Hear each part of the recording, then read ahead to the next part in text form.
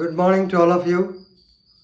Welcome to Legal Matters by Sai Baba Sunkara. ఈ video professional ethics students కోసం చేయటం జరిగింది.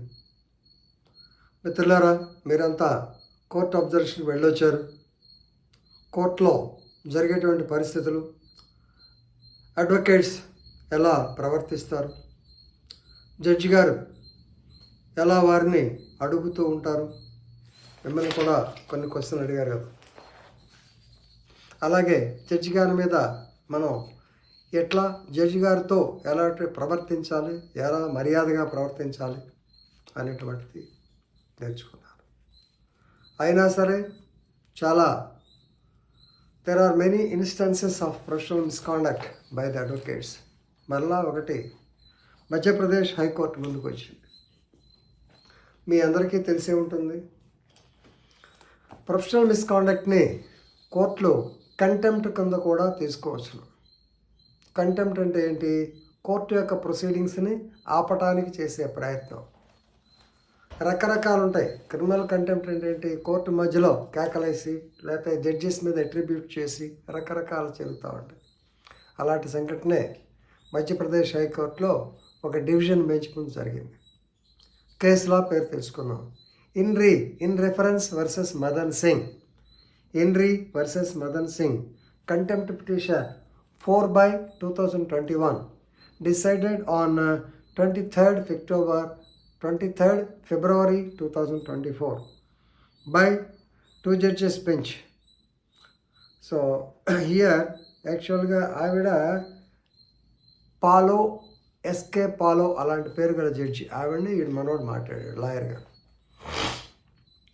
ఈ కేసు వివరాల్లోకి వెళితే యాక్చువల్గా మదన్ సింగ్ ఆయన దాదాపు 20 సంవత్సరాలు హైకోర్టు ప్రాక్టీస్ చేసే అడ్వకేట్. కాకపోతే ఈయనకి కొంచెం నోటి దూల ఎక్కువ అయిన తర్వాత కూడా అప్పుడప్పుడు వెంటనే మళ్ళా రికన్సైల్ అయ్యి అపాలజీ చెప్పుకుంటూ ఉంటాడు.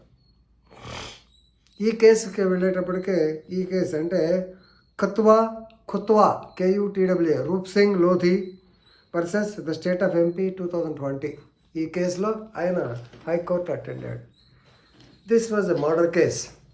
147, 148, 302 IPC కింద రిజిస్టర్ అయిన కేసు. దీనిలో కన్విక్షన్ పడింది. అగెన్స్ట్ కన్విక్షన్ అప్పీల్కి వెళ్ళారు. అప్పీల్లో మొట్టమొదటి చేసేది ఏమిటి? మొట్టమొదటి suspension of sentence, grant of bail. ఇది stage. Suspension of sentence, grant of బెయిల్కి ఆ రోజున అనగా 17/3/2021 నాడు ఆర్గ్యుమెంట్స్ చెప్తూ ఉన్నారు. ముందు సస్పెన్షన్ ఆఫ్ సెంటెన్స్ చెప్పుకోవాలిగా. ఇది ఆ కేసు, అది కాదు ఇది కాదు అనగానే the judge has dismissed the petition. Suspension of sentence కాదండి, it is a case involving rioting murder. So serious, వీళ్ళు బయటకు వెళ్తే గ్యారంటీగా మళ్ళీ చేస్తారు కాబట్టి we do not have an hesitation to keep them inside, they should be inside అని చెప్పి కోర్టు ఆర్డర్ ఇచ్చింది. ఇవ్వగానే ఇంకా నెక్స్ట్ బెయిల్కి వెళ్ళాలిగా. సస్పెన్షన్ ఉంది, బెయిల్కి వెళ్ళగానే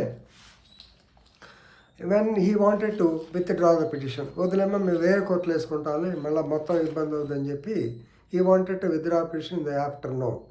but the court did not give permission to withdraw. ఇక్కడ తగాద వచ్చింది. అప్పుడు అతను నోరు కొంచెం పెద్ద చేసి 4 సార్లు నుంచి మీరు ఇట్లాగే చేస్తున్నారు, 4వ సారి ఇట్లా చెప్పారు, ఇట్లయితే మేము కంప్లైంట్కి ఏం చెప్పుకోవాలి, మా పరిస్థితి ఏంటి, ఇంక జైల్లో ఉండాల్సిందేనా, మీ వాళ్ళైతే చేయరా అని అతను అల్టిమేట్గా he has cast aspersions on the family of the judge. చాలా సీరియస్ అయింది. సో దాని మీద కంటెంప్ట్ కింద తీసుకున్నారు. తర్వాత అపాలజీ లెటర్ రాసి ఇచ్చాడు. If it is repeated, by ఫ్లోలో మాట్లాడాను, బై మిస్టేక్ జరిగింది, ఏదైనా జరిగితే ఒప్పుకోనని చెప్పన్నాడు.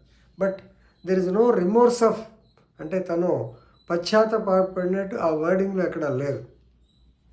అల్టిమేట్గా కంటెంప్ట్గా తీసుకున్నారు. ఇది పరిస్థితి. అందుకనే మీకు 2-3 సార్లు కూడా చెప్పి ఉంటాను, you can criticise a judgment but not a judge, that too personal. మళ్ళీ ఒకసారి అందరూ రూల్ 2 గుర్తుపెట్టుకోండి. You must have a respectful attitude toward the court. అది ఉంటేనే మనకు ఆ మర్యాద. You must behave in a dignified way. Okay, ఇక్కడ ఇవ్వకపోతే you can go to the chief justice. Chief justice బెంచ్కి వెళ్తే ఎవరైనా ఆటోమేటిక్గా ఇస్తారు. సస్పెన్షన్ ఆఫ్ సెంటెన్స్ అది మనం చెప్పుకోవడం ఉంటుంది. కోర్టు డిస్కషన్ మనం కాదనలేంగా. సో ఇలాంటప్పుడు కంట్రోల్ తప్పి బిహేవ్ చేసి కంటెంప్ట్ దాకా వేసుకుని ఫైన్ ఎంచుకునే కన్నా మనం డిగ్నిఫైడ్గా ఉండటం మంచిది అన్న ఉద్దేశంతో ఈ వీడియో చేస్తున్నాం. Thank you.